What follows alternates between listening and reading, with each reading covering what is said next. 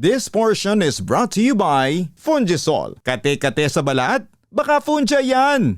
I-Fungisol mo! Benzoic acid plus salicylic acid is the generic name of Fungisol. Meron ka bang buni, an-an, alipunga, hadhad, nail fungus at iba pang problema sa balat na dulot ng fungi? Hindi kamot ang sagot. I-Fungisol mo. Kate-kate, katol-katol, i-Fungisol. Para sa buni, an-an, alipunga, hadhad, nail fungus at iba pang problema sa balat na dulot ng fungi. I-Fungisol mo. If symptoms persist, consult your doctor.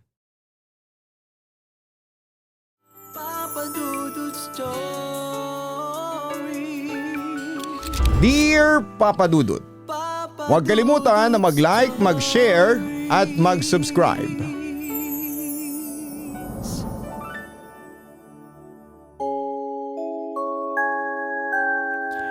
Magandang araw po sa inyo at sa lahat po ng mga nakikinig sa programa mo. Matagal ko rin pong pinag-isipan kung isusulat ko ba ito sa iyo o itatago ko na lamang sa baol ng aking mga memorya na ayaw ko nang balikan. Hanggang ngayon, Papa Dudut, kapag sumasapit ang alas 12 ng hating gabi at nakikita ko ang patay sinding ilaw ng mga poste sa kalsada ay pumuputla pa rin ang aking balat at pinagpapawisan ng malamig. Ako nga pala si Jerome, 33 anyos, isa akong full-time TNVS driver dito sa Metro Manila. Halos 3 taong ko na rin pong ikinabubuhay ang pamamasada. Sanay ako sa puyatan, sanay ako sa traffic, sa mga lasing na pasaherong nagsusuka sa backseat, sa mga magaslaw na magkasintahan at sa kahit na anong uri ng taong iniluluwa ng lungsod. Kapag tulog na, ang karamihan. Akala ko ay matapang na ako. Akala ko ay halos lahat ng uri ng kababalaghan o panganib sa kalsada ay nakita ko na. Pero mali pala ako, Papa Dudut. Dahil nung gabing yon ay pinamukha sa akin ng tadhana na mas nakakatakot ang totoong kadiliman kapag pinaghalong teknolohiya at kasamaan ng tao ang humahabol na sa iyo. Hayaan mong ikwento ko sa iyo ang nangyari sa akin, ang buong katotohanan tungkol sa nawawalang 10 minuto ng buhay ko na halos ikabaliw ko. Miyerkules ng gabi yon, papasok na sa Huwebes ng madaling araw. Mag-aalas 2 na ng madaling araw habang bumabiyahe ako sa may boundary ng Caloocan at Bulacan. Umuulan ng mahina yung uri ng ambak na gumagawa ng manipis na hamog sa windshield at nagpapadulas sa kalsada. Medyo matagal na akong nakatutok sa gulong noong araw na yon dahil kailangan kong makahabol sa weekly boundary at kota. Pagod na ang mga mata ko, kumakapit na ang sakit sa likod ko at halos 2 baso na ng matapang na kape ang naipupuslit ko sa tiyan ko para lamang hindi pumarada sa tabi at makatulog at tumulo ang laway, Papa Dudut. Planado ko na yon na ang huling pasahero ko. Sabi ko sa sarili ko, Jerome, isa na lang tapos ay umuwi ka na kina Maylene at sa bata. Nakaset na ang app ko sa destination mode pabalik sa amin sa San Jose del Monte para kahit papaano ay may maisakay ako pabalik at hindi usang biyahe. Habang tumutugtog ang isang malungkot na tugtugin sa radyo, biglang tumunog ang telepono ko. Beep, may pumasok na booking. Pinindot ko kaagad ang screen ng hindi gaanong tinitingnan ng detalye dahil sa kagustuhang makauwi na. Ang pick-up point ay sa gilid ng isang saradong convenience store sa may lumang daan. Ang drop-off sa isang liblib na lugar sa interior ng may kawayan, isang lumang sabungan na matagal nang hindi ginagamit ng publiko. Medyo nagtaka ko kung bakit may magpapahatid sa ganong oras sa isang lumang sabungan na napapalibutan ng talahib at bakanting lote, pero wala akong ginawang maraming tanong. Sa larangan ng pamasada, hanggat nagbabayad ang pasahero at hindi nanggugulo, wala kang pakialam sa pupuntahan nila. Nakarating ako sa pick-up location pagkaraan ng 5 minuto. Patay ang karamihan sa mga ilaw sa paligid ng convenience store. Ang tanging nagbibigay lamang ng liwanag ay ang naging isang schedule ng ilaw sa signboard na papatayo tayo pa ang boltahe. Nakaligtas sa paningin ko ang isang anyo na nakatayo sa ilalim ng puno ng bougainvillea. Isang babae. Nakasuot siya ng itim na hoodie na halos lumukob sa mukha niya at may malaking itim na duffel bag na nakakabit sa kanang kamay niya. Ang bag ay mukhang napakabigat dahil halatang hilahil nito ang balikat niya sa tuwing hahakbang siya. Binuksan niya ang pinto sa likuran. Hindi sa tabi ko kundi sa mismong likod ng driver seat sa tinatawag naming blind spot. "Magandang gabi po, ma'am." Bati ko sa kanya habang nakatingin sa rear view mirror. Walang sagot, yumuko lamang siya ng bagya habang isinasaayos ang malaking duffel bag sa tabi ng paa niya. Ang amoy na dala niya sa loob ng kotse ay kakaiba. Hindi ito pabango ng babae. Hindi rin ito amoy ng usok o ulan. Amoy ito ng pinaghalong amag, lumang bakal at parang may bahagyang lasa ng kemikal. Parang amoy ng nasusunog na wire o bagong bukas na electronic circuit board. Sinarado niya ang pinto. Ang tunog ng pagsasara ng pinto ay parang pagsiselyo sa isang kabaong. "Sasabungan po tayo, di ba?" Tanong ko ulit. Sinusubukang basagin ang nakatulala at mabigat na katahimikan. Sumagot siya pero hindi sa paraang inaasahan ko. Isang napakagaspang at mahinang tango lamang ang nakita ko sa salamin. Ang mukha niya ay nanatiling nasa ilalim ng lilim ng hoodie. Ang nakikita ko lang ay ang kanyang baba at ang mga labing manipis at walang kulay. Kinalabit ko ang gear, itinapak ang paa sa gas, nagsimula na kaming gumulong sa kadiliman ng kalsada. Habang lumalalim ang biyahe, lalong bumigat ang pakiramdam ko sa loob ng kotse. "Papa Dudut, alam mo yung pakiramdam na may nakatayo sa likod mo habang natutulog ka. Yung pakiramdam na tumatayo ang lahat ng balahibo mo sa leeg kahit nakatapat sa iyo ang aircon. Ganon na ganon ang nararamdaman ko." Tumingin ako sa rearview mirror para tignan kung ano ang ginagawa niya. Nakayuko pa rin siya. Ang dalawa niyang kamay na napansin kong naka-gloves ng manipis na kulay itim ay nakatapat sa duffel bag. May naririnig akong napakahinang tunog mula sa bag niya. Hindi ito tunog ng zipper o tela para itong humuhuning kuryente na para bang may electric fan na nag-aagaw buhay o charger na nagsho-short circuit. Medyo malayo-layo yung pasok natin ha. Lumalakas pa ang ulan. Panimula ko ulit. Gusto ko lang talagang marinig ang boses niya para mabawasan ang kaba ko. Walang kaimik-imik. Hindi siya kumikilos. Para siyang estatwa na nakaupo sa likuran ko. Pagpasok namin sa kalsada patungo sa lumang sabungan ay tuluyan nang nawala ang mga ilaw sa poste. Ang tanging nagbibigay ng liwanag sa makipot na kalsada ay ang headlights ng sasakyan ko. Sa magkabilang tabi ng daan, walang kabahayan, puro matataas na talahib na sumasayaw sa hangin at mga lumang puno ng balete. Tumingin ako sa GPS dashboard ko, biglang nag-glitch ang mapa. Ang bilog na kumakatawan sa kotse ko ay nagsimulang mag-ikot-ikot sa screen bago tuluyang huminto na. Naku, nawala ng signal. Bulong ko sa sarili ko. Sa sandaling yon ay naramdaman ko ang isang biglang pagtaas ng temperatura sa loob ng kotse. Hindi dahil pinatay ang aircon kundi parang napuno ng static electricity ang hangin. Ang balat ko sa braso ay nangangatog na. Ang mga mata ng babae sa likod sa kauna-unahang pagkakataon ay tumingala na at tumitig sa rearview mirror. Ang mga mata niya, Papa Dudut. Hindi ko malilimutan ang mga matang yon.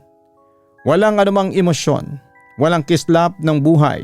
Para silang dalawang itim na marbles na nakatitig sa akin ng walang kurap. "Dito na lang," sabi niya. Ang boses niya ay napakabigat. Walang tono. Parang boses ng radyong hindi nakatutok sa tamang istasyon. May kasamang gasgas at bakal na tunog. Inihinto ko sa tapat ng sirang tarangkahan ng lumang sabungan ang sasakyan. Ang paligid ay napakadilim. Walang tao, walang ilaw. Ang tanging naririnig ay ang patak ng ulan sa bubong ng kotse at ang humuhuning hangin sa labas. Inabot niya ang bayad mula sa likod, 1,000 piso. Ang kamay niya nang magdait ng mga daliri namin ay napakalamig. Parang karne na galing sa freezer. Hindi ko na po sukli, sabi ko habang kinakapa ang barya sa dashboard. Pero bago ko pa matapos ang sasabihin ko, nakinig ko na ang pagbukas at pagbagsak ng pintuan sa likod. Mabilis siyang bumaba habang bitbit ang mabigat na duffel bag. Pumasok siya sa gitna ng mataas na talahib patungo sa kadiliman ng lumang sabungan. Hindi man lang siya gumamit ng flashlight o ilaw ng cellphone. Naglaho siya sa dilim na parang kinain ng lupa. Nakahinga ako ng maluwag, salamat sa Diyos. Pabulong kong sinabi habang pinagpapawisan ng noo ko. Pinindot ko ang lock button ng lahat ng pintuan. Pero doon pa lang pala magsisimula ang totoong bangungot. Dahil sa matinding kaba at kakaibang pakiramdam na iniwan ng pasahero ay nagpa siya akong pumarada muna ng ilang sandali sa tabi para palamigin ang ulo ko at suriin ang biyahe. May gawi kasi ako bilang Grab driver na pinapanood ang replay ng dashcam kapag may kakaibang nangyayari sa biyahe para siguraduhin ligtas ako at walang naiwang gamit ang pasahero. Binuksan ko ang monitor ng aking dashcam na nakakabit sa dashboard. Ang dashcam ko ay isang high definition model na may 2 lente, isa sa harapan para sa kalsada at isa sa loob na nakatutok sa kabuuan ng cabin at passengers. Nag-record din ito ng GPS location at bilis ng kotse sa bawat segundo. Kinuha ko ang memory card at dinownload ko ang huling 10 minuto sa cellphone ko via Wi-Fi link ng dashcam para panoorin. Pinalabas ko ang video simula noong oras na pumasok kami sa makipot na daan patungo sa sabungan. Nang mag-play ang video, tumayo ang lahat ng balahibo ko sa katawan, Papa Dudut. Nanginig ang daliri ko habang hawak ang phone. Sa video ng dashcam wala ang babae. Uulitin ko, Papa Dudut, na walang pasahero sa likod ko. Ang backseat ay ganap na walang tao. Ang pinto sa likod ay hindi kailanman bumukas batay sa footage ng dashcam. Pero hindi yon ang pinaka nakakatakot na bahagi. Sa video, ang camera na nakatutok sa cabin ay hindi nakatutok sa gitna tuloy gaya ng dati. Nakapihit ito ng bahagya at nakatutok lamang sa akin sa driver's seat. At sa video na yon, nakikita ko ang sarili ko na nagmamaneho pero ang mukha ko sa video ay nakatitig lamang ng diretsyo, dilat na dilat ang mga mata at ang mga labi ko ay tuloy-tuloy na gumagalaw na parang nakikipag-usap ako sa sarili ko. Pero walang boses na lumalabas mula sa video kundi purong static sound. Mabilis kong tinignan ang GPS tracking log at speedometer, data na naka-overplay sa ilalim ng video screen. Ayon sa GPS data, sa nakalipas na 10 minuto, ang eksaktong oras kung kailan inakala kong nagmamaneho ako papunta sa sabungan habang kausap ang babae, ang kotse ko ay hindi naman gumagalaw. Nakalagay sa GPS speed 0, location tabi ng abandonadong sementeryo sa may Kawayan. Napasinghap ako ng malakas. Tumingin ako sa labas ng bintana ng kotse ko. Wala ako sa tapat ng lumang sabungan. Mali ang nakikita ng mga mata ko kanina. Ang tinatayuan ng kotse ko sa sandaling yon ay ang tabi ng isang lumang sementeryo na may gumuhong pader na semento. Napapalibutan ng mga nakatagilid na krus at makapal na gubat. Ang kalsada ay hindi ang daan sa sabungan, ito ang patay na kalsada sa dulo ng sementeryo na walang labasan. Paano nangyari ito? Sinong nagdala sa akin dito? Paano nakipag-usap ako sa isang babae na wala naman sa dashcam? Paanong naramdaman ko ang malamig niyang kamay, ang amoy ng amag at kemikal kung wala naman palang taong sumasakay? Para akong binuhusan ng yelo. Ang puso ko ay kumakaba ng napakalakas, parang gustong lumabas sa dibdib ko. Nanlamig ang mga paa ko sa ibabaw ng pedal, napahawak ako sa leeg ko habang mabilis ang paghinga. Tumingin muli ako sa dashcam video. Sa huling bahagi ng 10 minutong gap ay nakita ko ang sarili ko sa video na inilalapit ang aking muka sa sarili kong cellphone habang binabanggit ko ang salitang hindi ko maalalang sinabi ko sa totoong buhay. Ang PIN ng bangko ko ay ang password ng email ko ay napasigaw ako sa loob ng kotse. Hindi ano to? Habang nakatitig ako sa screen ng phone ko sa gitna ng matinding takot at pagkalito, biglang namatay ang screen ng dashcam playback. Nagyakap ang bukong katawan sa gulat. Biglang tumunog ang telepono ko, may pumapasok na incoming call. Tiningnan ko ang screen ng cellphone, unknown number. Nanginginig ang kamay ko at gusto kong reject ang tawag pero sa hindi may paliwanag na takot. At pag-aalinlangan ay napindot ng hinlalaki ko ang kulay berde na buton. Nilagay ko ang phone sa aking tenga. Walang nagsalita sa kabilang linya sa unang 2 segundo. Puro lamang tunog ng paghinga. Tapos ay may nagsalita na. Jerome? Napatigil ang tibok ng puso ko. Ang boses sa kabilang linya ay hindi boses ng babae. Hindi boses ng ibang tao. Boses ko yon. Eksaktong eksakto. Ang timbre, ang tono, ang gaspang ng boses. Pati ang paraan ng paghinga, boses ko mismo ang nagsasalita mula sa telepono. Sino to? Sigaw ko habang nanlalamig ang buong katawan ko. Sino ka? Tumawa ang boses sa kabilang linya. Isang malamig at walang kaluluwang tawa na eksaktong tunog ng sarili kong tawa kapag nagbibiro ako. Tumatagaktak ang malamig na pawis sa noo mo ngayon, Jerome. Sabi ng boses ko mula sa phone. Nakatitig ka sa salamin ng rear view mirror. Hawak ng kanang kamay mo ang steering wheel habang ang kaliwang kamay mo ay nangangatog na nakahawak sa telepono. Iniisip mo kung mumultuhin ka ba o kung nababaliw ka na. Nalaglag ang puso ko sa ilalim ng tiyan ko, Papa Dudut. Nilarawan ng boses ang eksaktong ginagawa ko at iniisip ko na mga sandaling yon. Tumingin ako sa paligid ng sasakyan, pitch black ang labas. Walang akong makitang kahit sino sa dilim ng sementeryo. Walang ilaw, walang masking ano ng tao sa paligid ng mga krus. Pero paano niya alam? Paano niya nakikita ang bawat galaw ko? Sino kayo? Anong kailangan ninyo sa akin? Hysterical na sigaw ko. Wala kaming kailangan na hindi mo na naibigay, Jerome. Sagot muli ng boses ko. Salamat sa iyong mga online banking password. Salamat sa iyong OTP na binasa mo sa amin sa loob ng 10 minuto habang nakatitig ka sa wala. At ngayon ay kailangan namin ng kotse mo. Baba ka na dyan bago ka pa namin tuluyang ibaon sa sementeryong tinititigan mo. Napatras ang ulo ko sa backrest ng upuan. Sa sandaling yon ay parang may sumabog na kidlat sa utak ko. Ang takot na nararamdaman ko na parang kababalaghan o multo ay biglang napalitan ng panibagong uri ng takot. Isang mas totoong takot na. Doon ko unti-unting napagtagpi-tagpi ang lahat, Papa Dudut. Hindi multo, hindi ito engkanto o kababalaghan mula sa kabilang mundo. Ito ay isang uring napakahiwaga at napakasamang uri ng krimen. Ang babaeng sumakay sa akin na may dalang maitim na duffel bag, ang bag na yon ay hindi naglalaman ng damit o personal na gamit. Ang umuhuning tunog na naririnig ko kanina ang amoy ng kemikal at nasusunog na electronics, ang pagkalito ng GPS ko. Ang duffel bag na yon ay naglalaman ng isang high-powered portable frequency jammer at isang audiovisual neural disorientation device o kaya isang uri ng high-tech na EMP voice cloning apparatus.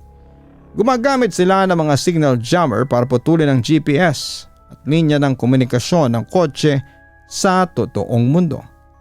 Ginamit nila ang isang uri ng frequency manipulation at directional speakers para ilagay ako sa isang estado ng tila hypnotism o sensory disorientation. Isang uri ng hallucination kung saan akala ko ay nagmamaneho ako papunta sa sabungan habang sa katunayan ay iginaya nila ang kotse ko o pinahinto ako sa tabi ng abandonadong sementeryo.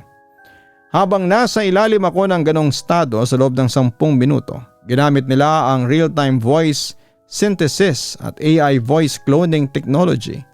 Posibleng sa pamamagitan ng pag-hack sa Bluetooth ng kotse ko at sa dashcam microphone ko habang nagtatanong ako kanina. Na-capture at na-clone ng software nila ang boses ko sa loob lamang ng ilang segundo. Ginamit nila ang boses ko para mag-prompt sa akin para lituhin ako at para pilitin akong sabihin ng malakas ang aking mga pribadong password at personal na impormasyon habang nakarecord sila. At ngayon ang tawag na natatanggap ko, ang boses ko na nagsasalita sa telepono ay ginawa ng kanilang AI program na nakakonekta sa isang hidden camera o drone na nakatutok sa kotse ko mula sa dilim. Narinig ko ang mahinang kaluskos sa labas ng kotse. Tumingin ako sa side mirror. Mula sa gitna ng matataas na talahib at mga lumang sirang nicho ng sementeryo ay may 3 anino ng mga lalaki na lumabas. Ang isa sa kanila ay may hawak na crowbar. Ang isa ay may hawak na handheld device na may kumikislap na pulang ilaw, ang transmitter ng frequency jammer. At ang isa pa ay ang babaeng hoodie na may hawak pa ring duffel bag. Nalunok ko ang sarili kong lalamunan. Napatunayan ko ang katotohanan, palapit sila sa akin para kunin ang sasakyan at siguraduhing wala akong mapagsasabihan ng nangyari. Napakalapit na nila. Ang isang lalaki ay nasa 5 metro na lang ang layo sa pinto ng driver's side. Ang bakal na hawak niya ay nakatutok na sa bintana ko. "Ibaba mo ang bintana, Jerome," sabing muli ng boses ko mula sa telepono na naka-speaker pa rin. "Huwag ka nang lumaban. Walang makakarinig sa iyo dito. Walang signal ang phone mo. Walang makakasagip sa iyo." Napatingin ako sa dashboard. Nakita kong ang Bluetooth icon sa screen ng kotse ko ay patuloy na nagpa-flashing. Ibig sabihin ang system ng kotse ko ay nakakonekta pa rin sa transmitter ng mga kriminal sa pamamagitan ng nahack na Bluetooth signal.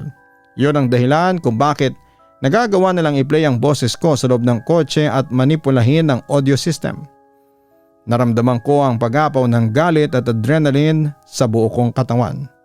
Ang matinding takot na pumaralisa sa akin kanina ay biglang pinalitan ng matinding kagustuhang mabuhay para sa pamilya ko. Hindi ko ibinigay sa inyo to at hindi ko ibibigay ito sa inyo. Sigaw ko sa sarili ko. Mabilis ang sumunod na mga kaganapan. Unang ginawa ng kamay ko, mabilis kong pinatay at pinalo ang Bluetooth control button sa infotainment head unit ng kotse ko. Winasa ko ang wireless connection sa pamamagitan ng pag-unpair at pagpatay sa Bluetooth function. Naputol na ang tawag. Nawala ang boses ng AI na gumagaya sa akin. Pangalawa ay inabot ng kanang kamay ko ang nakatagong SOS emergency panic button na nakakabit sa ilalim ng steering column ng kotse ko. Isang nakahiwalay na satellite-based panic feature na direktang kumukonekta sa emergency hotline ng aming transports network at sa lokal na pulisya na gumagamit ng hiwalay na analog frequency na hindi kayang harangan ng mga ordinaryong portable signal jammer. Pinindot ko yon ng paulit-ulit. Pangatlo ay nilipat ko ang gear sa reverse tapos ay dinikit ko ang buo kong palad sa busina ng kotse at hindi ko ito binitawan. Sumigaw ang gabi sa lakas ng busina ng kotse ko. Kasabay nito, pinaglaruan ko ang light switch. Ginawa kong high beam ng mabilis at tuloy-tuloy ang mga napakaliwanag na LED headlights ng kotse ko. Ang buong madilim na sementeryo ay naipagpag ng maningning na ilaw at nakakabulabog na liwanag. Ang nakakabinging tunog ng busina ay umalingaw-ngaw sa buong libis ng kalsada. Ang lalaking may hawak ng crowbar na ilang pulgada na lamang ang layo sa bintana ko ay napahawak sa kanyang mga mata dahil sa matinding silaw ng headlights na tumatama sa side mirror at sumasalamin sa mukha niya. Napatakip siya ng mukha at napasigaw sa gulat. Itinapa ko ang pako ng buong lakas sa accelerator habang naka-reverse. Atras ang kotse ko ng napakabilis. Ang mga gulong ay nag-iwan ng maitim na marka ng goma sa basang kalsada habang umuusok ang putik. Nahagip ng likurang bumper ng kotse ko ang bakod na kahoy ng sementeryo na sumabog sa gitna ng kadiliman. Sa salamin sa harapan ay nakita ko ang 3 suspect na nagulantang. Ang babaeng may duffel bag ay napaupo sa putik habang sinusubukang takpan ang kanyang muka sa liwanag ng high beam ko.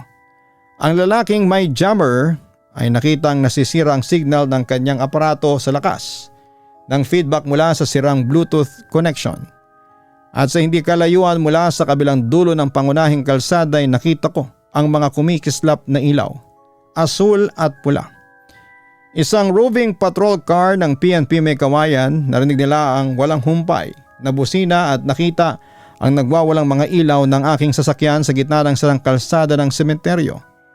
Nang makita ng mga kriminal ang dumating na mobile car ng pulisya, nagunahan silang tumakbo pabalik sa kasukalan ng talahiban at naglaho sa loob ng lumang sementeryo. Naiwan pa ng babayang duffel bag dahil sa matinding pagmamadali. Kumatog ang dibdib ko nang pumarada ang kotse ng pulis sa tabi ko.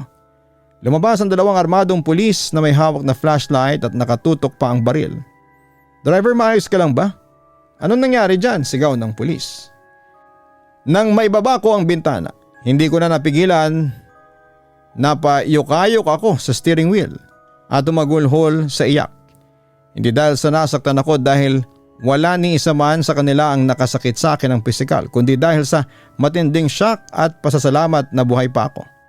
Papadudot, naging malaking investigasyon ang nangyaring yon. Nakuha ng mga pulis ang duffel bag na naiwan ng mga sospek. Sa loob noon ay natuklasan ang mga sopistikadong military grade frequency jammers, directional speakers at mini computers na ginagamit ng isang modernong kriminal na sindikato na nambibiktima ng mga late night ride hailing drivers.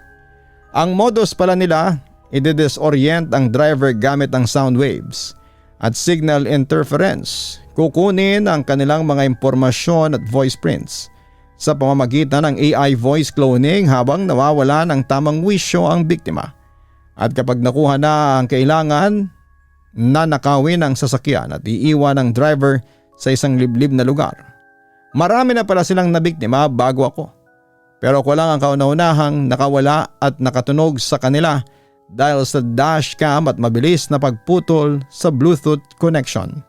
Nakarecover ako ng tulong sa pamilya ko at pinalitan ko ang lahat ng aking mga bank accounts at password. Hindi na rin ako bumiyahe ng lampas ng alas 10 ng gabi.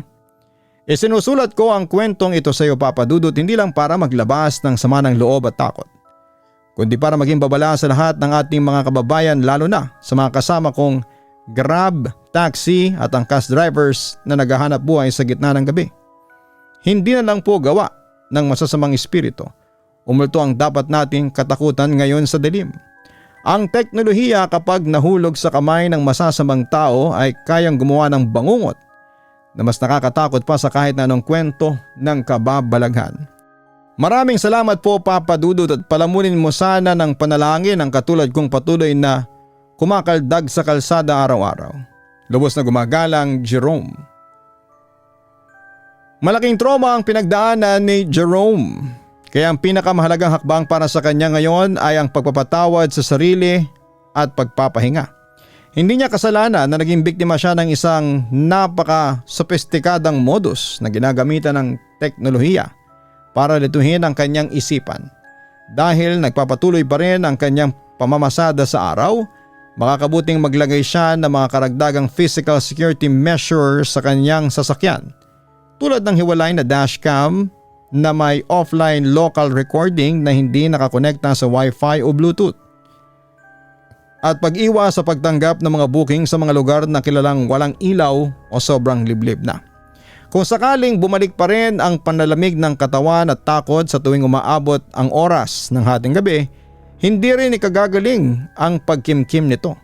Ang paghingi ng profesional na tulong o counseling para sa post-traumatic stress disorder ay mahalagang hakbang upang tuluyang maghilom ang kanyang emosyonal na sugat.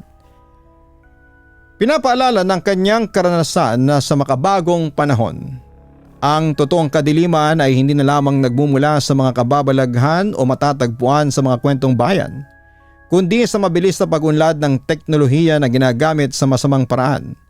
Naging sandata ng sindikato ang pagmamanipula sa isipan at pang-aabuso sa AI voice cloning upang lumikha ng takot, ngunit na ipakita rin sa kabilang banda ng presence of mind, mabilis na pagpapasya at karaniwang instinct para mabuhay ang pinakamalakas na panlaban sa anumang anyo ng panganib. Nag-iwan ito ng malalim na paalala sa lahat na maging mas mapagmatsyag sa mga personal na impormasyon at huwag kaagad magpadala sa matinding takot dahil sa oras ng kagipitan. Ang pananatiling kalmado ang siyang magliligtas sa ating buhay.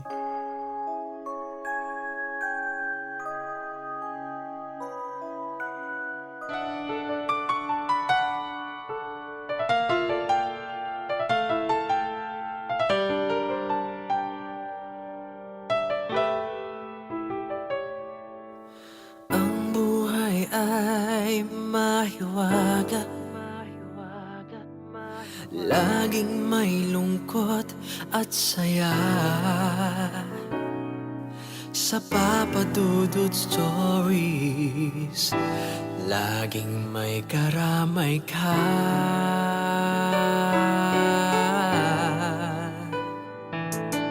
Mga problemang kaibigan, dito ay pakikinggan ka. Sa Papa Dudut Stories, kami ay iyong kasama.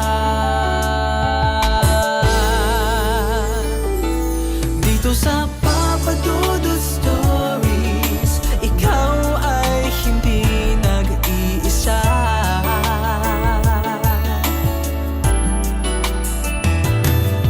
Sa Papa Dudut Stories, may nagmamahal sa'yo.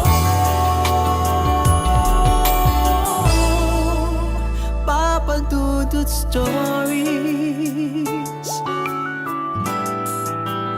Papa Dudut Stories,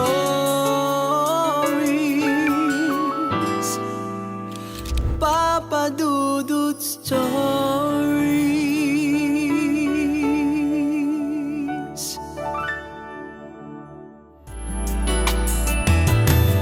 Sa Papa Dudut Stories, may nagmamahal sa'yo.